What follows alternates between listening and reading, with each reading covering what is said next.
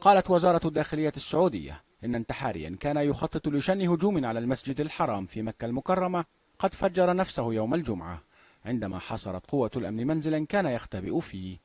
وبث التلفزيون السعودي لقطات لمنزل سكني حيث بدا ركام ما قيل إنه مبنى منهار كان في وسط بناية سكنية أخرى، وأظهرت اللقطة ما قيل إنها بقايا الانتحاري وسط الركام. عجز عن إلحاق الأذى بزوار بيت الله الحرام.